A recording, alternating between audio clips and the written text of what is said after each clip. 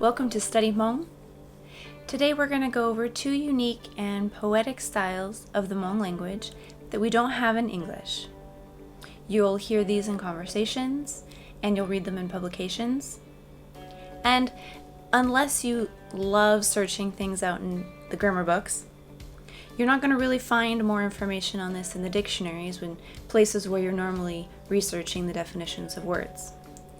So our goal for this video today is we're going to learn to find out what these styles are, how to identify them, how to understand them, and how to be able to use them yourself. And we're going to do that by breaking them down and seeing how they work. And it's really easy when you have somebody just explain it to you. So here we go. The first one I like to call sandwich words. You can call it whatever you like. I call it a sandwich word. And the second one we're going to go over, they're called four-word phrases. Let's take these one at a time. First up, sandwich words. Why do I call it a sandwich? The answer is pretty simple. You have two pieces and you stuff something in the middle, much like a sandwich. In English, sometimes we have two words that go together. We write them together, but sometimes we like to take a word and stuff it in between. This will make the whole meaning of the word altogether a little bit more specific. Let's use, for example, the word something. Technically, it's two words, something, but we squish it together, it's a word by itself, something. Even though it goes together and it's something, sometimes we like to take a word and shove it in the middle to make it a little more specific. How? Well, maybe we'll say some dumb thing or some crazy thing. So we've added a little bit more flavor. It's a sandwich. We've put something in the middle to add some flavors to make it more specific. Some crazy thing, right? So Hmong does that too, but way more often. Getting into that, let's talk about pronouns. You remember pronouns? Simply put, he, she, or it, them, us, him, her, and even names. These pronouns are going to make the word more specific, the filling of the sandwich. And since they're pronouns, they're going to be more specifically possessive. Possessive meaning who it happened to, who it's for, who feels that way, etc. Okay, good. Remember, you can still have the word, the two slices of bread together. It's a very common word that's used all the time by itself. Or you can add this word to it, this pronoun, and what that's going to do is not change the meaning, but make it more specific. Let's see an actual example of that in Hmong. Let's start with the word thank you. Or Joe. Or Joe. Or Joe. Thank you. It means thank you by itself. Now what happens when we add a pronoun to it? Let's pick the word you. Or Go Joe. Or Go Joe. So in English we have you. It can be one of you, two of you, many of you, all of you. But in Hmong, Go is specific, one of you. So, or Go Joe, I am specifically thanking you.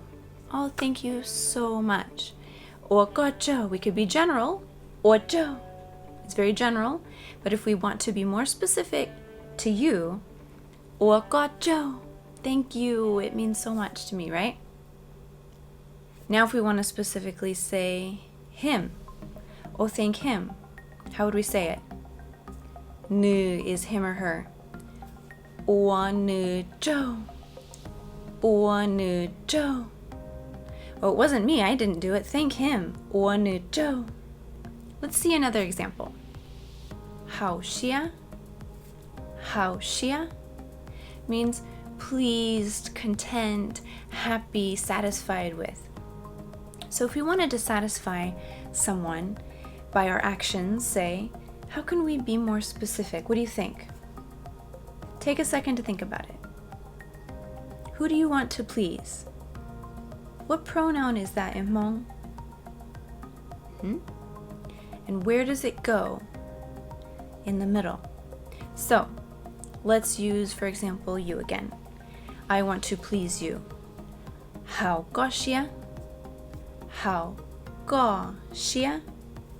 好高兴 to please you. Good. So don't forget, a pronoun can be somebody's name too. So we can call them by name. How about 爸? So we want to please or satisfy 爸. So 好爸些. 好爸些. Let's see another example. In this example, a word can actually consist of two words together. Okay, so we have this here. 叫 CNG. 叫 CNG. 叫 CNG. CNG is a good favor or a deed or something that somebody has done for somebody. And 叫 is to remember. 叫 CNG, to remember the good thing that somebody has done for somebody. We say it as to appreciate. To appreciate. So who do you appreciate? How do you say that in Hmong? Okay, very good. And where do we put it in the word? In between the two sections. So 叫 pronoun, CNG. Let's use the example of you. To appreciate you. 叫个 CNG. 叫个 CNG. What about him? Let's appreciate him. 叫女 CNG. 叫女 CNG. Good, to appreciate him. We have one more example in this section. It's another example, but with a twist. The word is 叫你. 叫你. These words can go together, or they can actually be used separate in Hmong.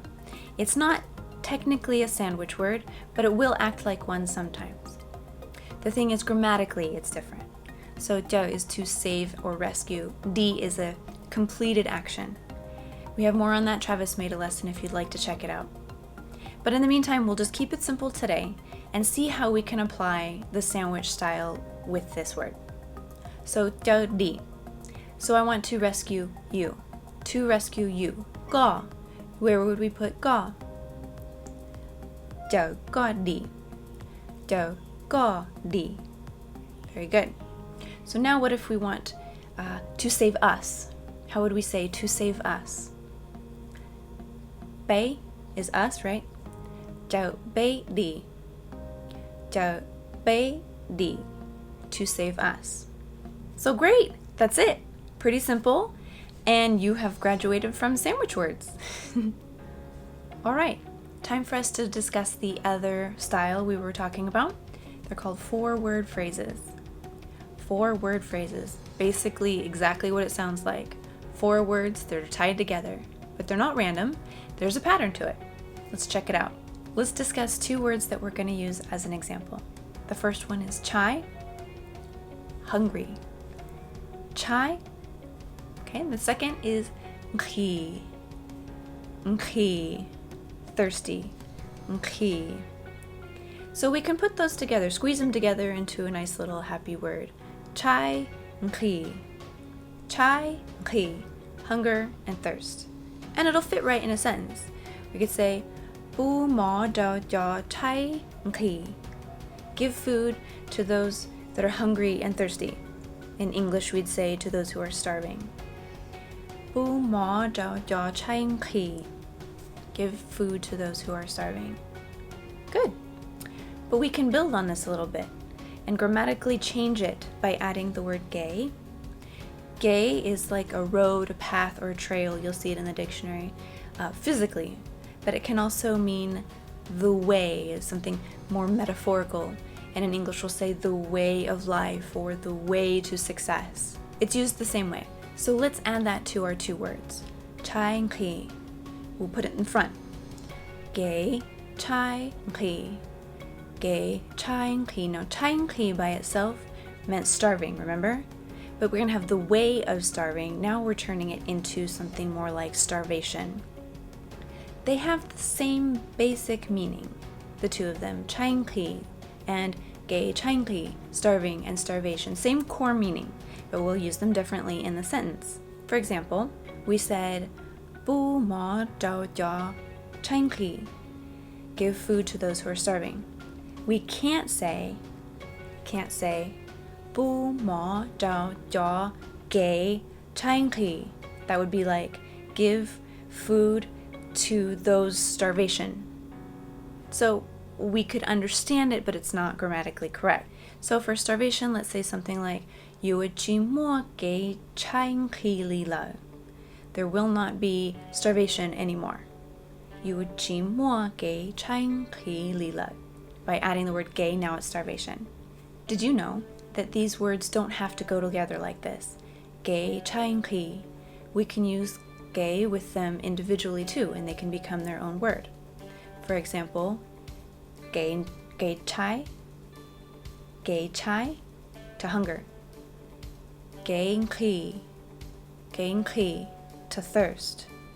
Now they become their each individual own words. Gay chai is its own word to hunger. Gay is its own word to thirst.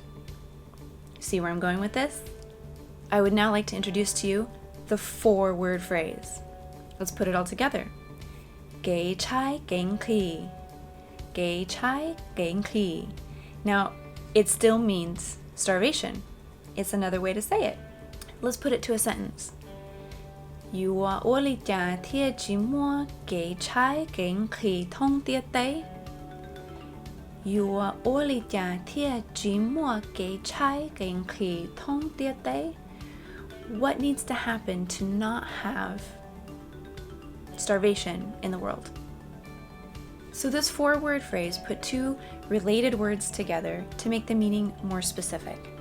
And I think it's more poetic in my opinion too. Now let's recap some of the ways that we can use this word.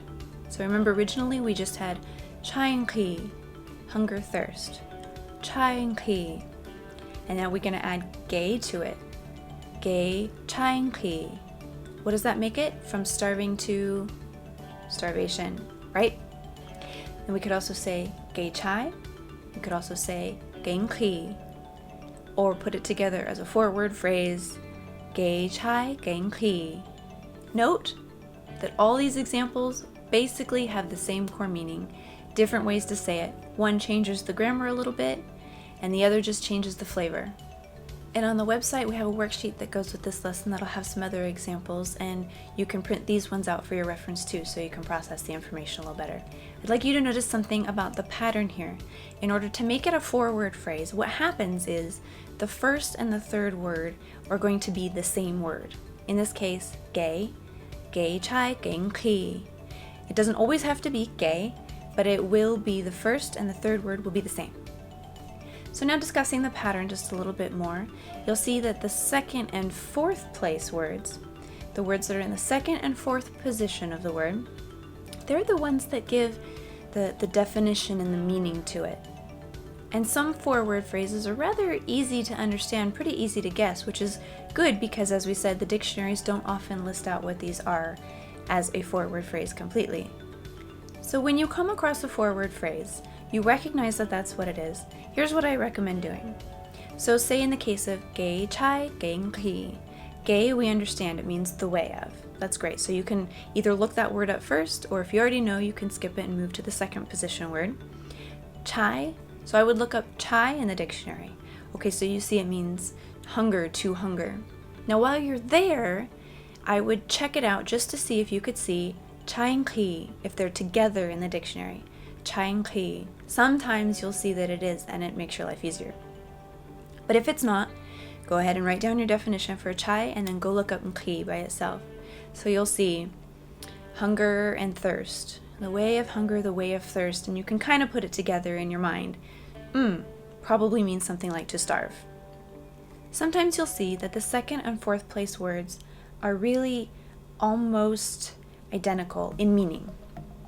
Let's use this as an example. Shia mo.